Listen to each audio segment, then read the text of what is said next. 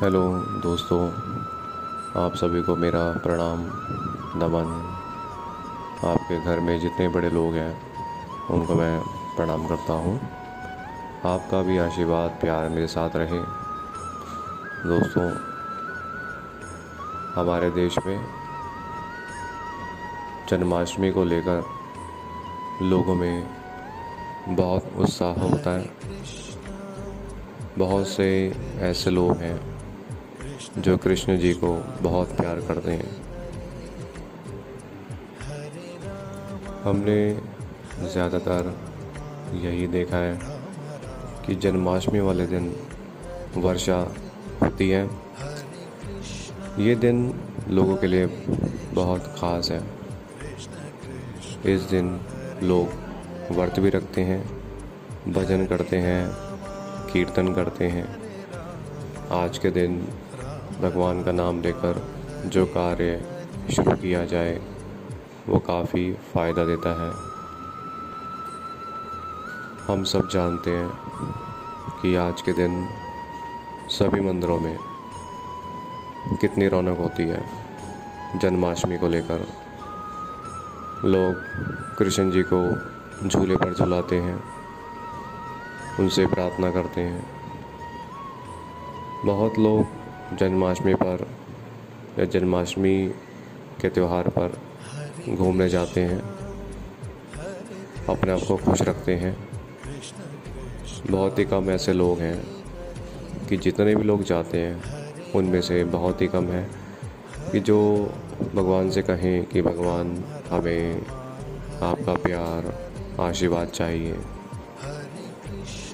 और ज़्यादातर लोग अपनी प्रॉब्लम्स के बारे में बताते हैं, ये हमें ये प्रॉब्लम है।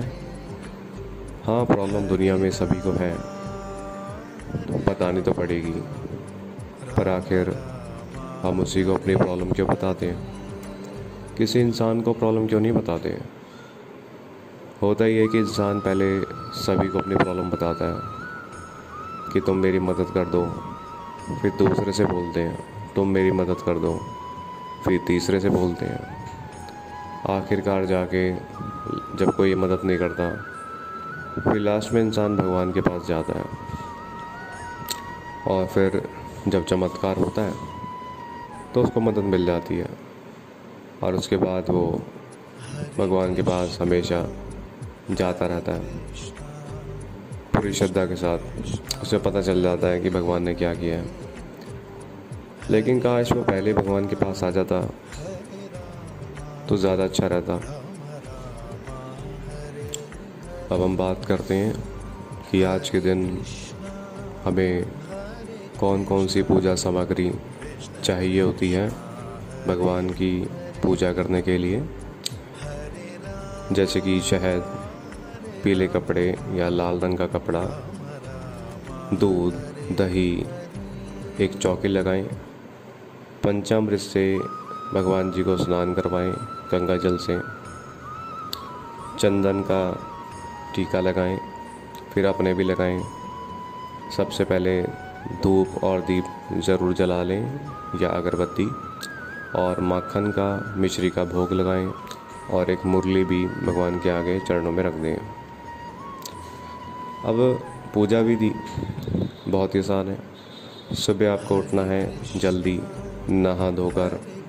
जल्दी का मतलब यहाँ पर है जैसे 5 बजे से लेकर 7 बजे के बीच में आपको 5 बजे नहा लेना है। अच्छी तरह से तैयार होने के बाद 7 बजे से पहले पहले आपको ये पूजा शुरू कर देनी चाहिए। अपने घर के मंदिर को पहले साफ़ कर लें, वहाँ पे चौकी लगा के पीले रंग का वस्त्र बिछा के भगवान की मूर्ति लगाकर उनकी पूजा आराधना करनी है। उससे पहले प्रार्थना करनी है कि आपकी क्या क्या दिक्कतें हैं, और फिर लास्ट में एक बात ज़रूर बोलनी है कि भगवान हमें आपका प्यार आशीर्वाद चाहिए। उनके चरणों पर छूकर अपना माथा लगाकर अपनी पूजा शुरू कर दें। पूजा शुरू करने के लिए बहुत सारे मंत्र हैं भगवान के, उनमें से आप कोई सा भी मंत्र शुरू कर सकते हैं। कम से कम 108 बार मंत्र का जाप करना है, यानी कि 1 माला या फिर 5 माला। इसके बाद दोस्तों आरती करना ज़रूर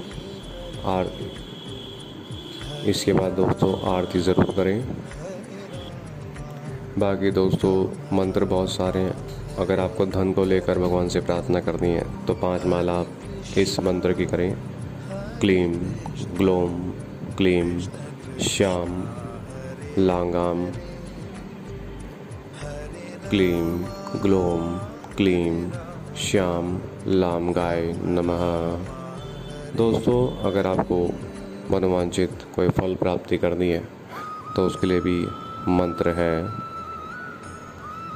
ओम नमो भगवते नंद्रपुत्राय आनंद पुषे गोपीजन वल्लभाय स्वाहा। दोस्तों कृष्ण जी के बहुत सारे मंत्र हैं। ये निर्भर करता है कि आप किस परेशानी को लेकर उनसे प्रार्थना करना चाहते हैं। तो दोस्तों शुभ मुहूर्त पर सही टाइम पर प्रार्थना को शुरू कर दिया जाए। दोस्तों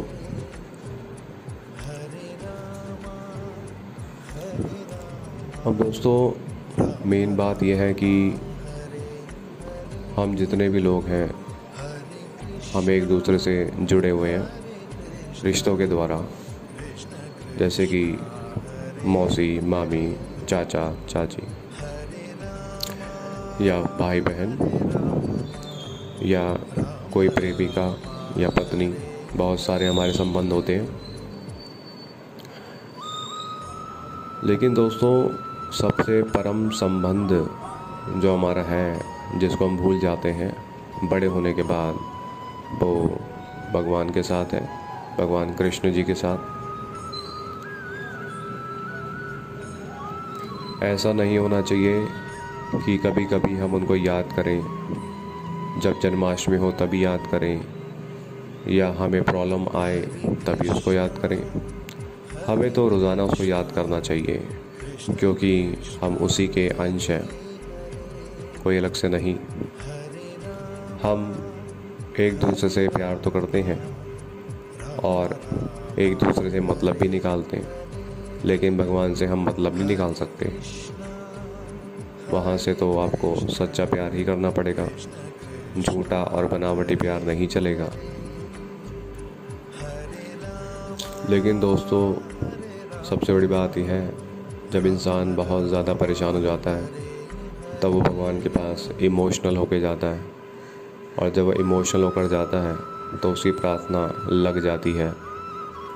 लेकिन ज़्यादातर जब वो नॉर्मल होता है तो वो कभी प्रार्थना पर ध्यान नहीं देता।